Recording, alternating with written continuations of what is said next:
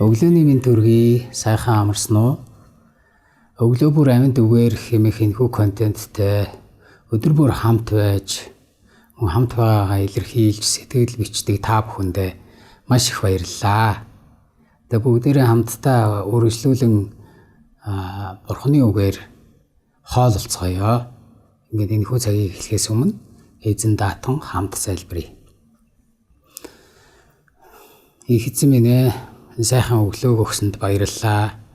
Энэ сайхан өдрөөр ирч хүч, эрүүл мэнд бүхий л зүйлээр биднийг өрөөн сахин хамгаалдагт талархъя. Эзэн минь ээ, бид хамтдаа таны үгээр өөрсдийн оюун бодлоо шинжлэхийг хүсэж байна. Эзэн та өөрийн үгээр хамт байж өдөржин чиглүүлж бидэнд хүчийг өгөх болтугай. Иесусийн нэрээр залбирлаа. Амен. Амен.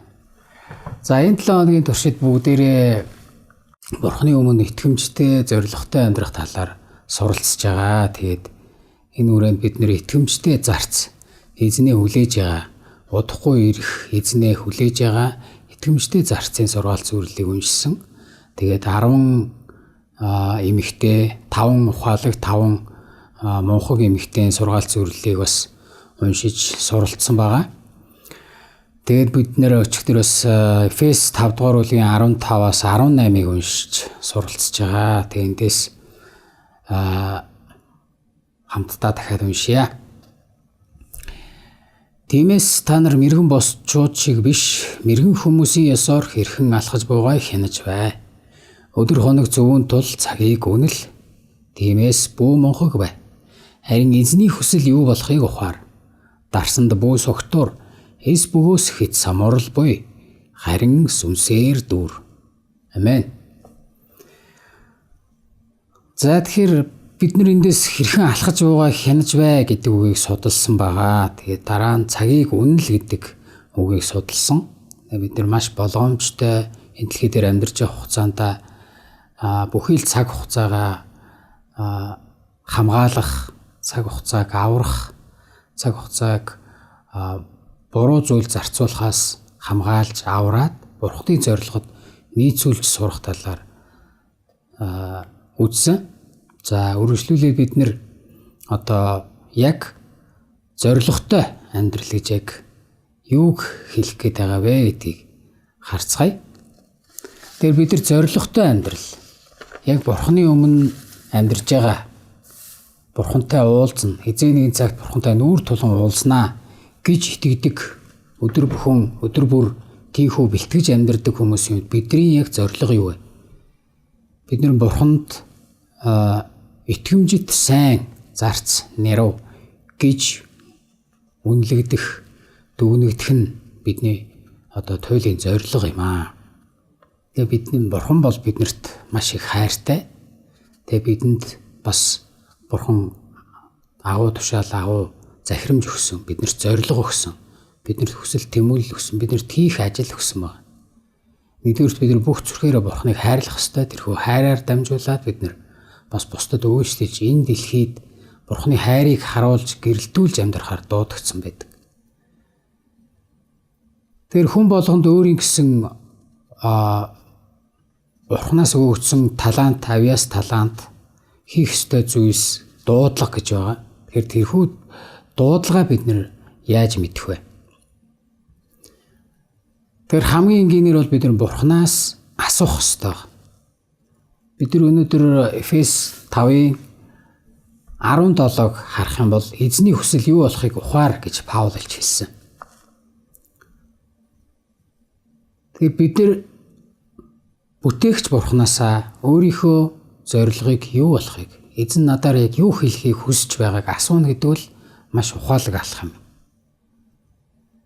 Зорилгоор өдөрдөөсөн амьдрал хэмээх номон дээр Рик Уоррен ичгтэй бүтээгчээсээ өөрийнхөө зорилгыг асууна гэдэг нь хамгийн ухаалаг юм аа гэж хэлсэн байдаг. Тэгэхээр бүгдээрээ хувь хүнний бүр яг миний дуудагсан дуудлага зорилго юу вэ? Тэгээ өмнөх өдрүүдэд үзсэнчлэн яг энэ цаг үед надад ямар улирал явж гэнэ вэ гэдгийг асууж, тунгааж бясалгаж Бурхны өмнө үлдсэн амьдралаа хэрхэн өнгөрүүлэхээ үнэхээр зохицуулж амьдрах талаар суралцж байгаа. Тэгээд би та бүхнийг уриалж байна. Тэгээд эзнээс асууцгаая бүгдээрээ. Зарим хүн эзний ариун сүнсээр үр жимс талант дөөр мөртлөө яг эзний ариун сүнстэй бас дотн байдаггүй. Эзний өгсөн таланттай байна гэдэг нь ариун сүнсээр дүүрэн байна гэсэн үг бас хараахан биш юу. Та магадгүй авьяастай чадвартай байж болно.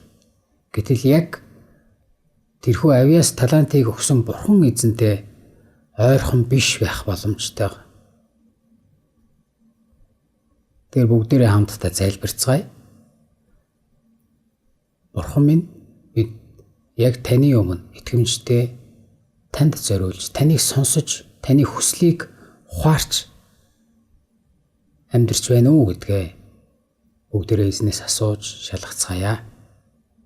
Хамтдаа залбирая. Эзэн минь ээ, бид өнөөдөр зоригтой амьдрахын тулд бидний зориг яг юу болохыг танаас дахин асуухыг хүсэж байна. Та намайг яг юуны төлөө дуудаж байна? Энэ цаг мөчид та бас надад юуг зөвшөөрсөн байна?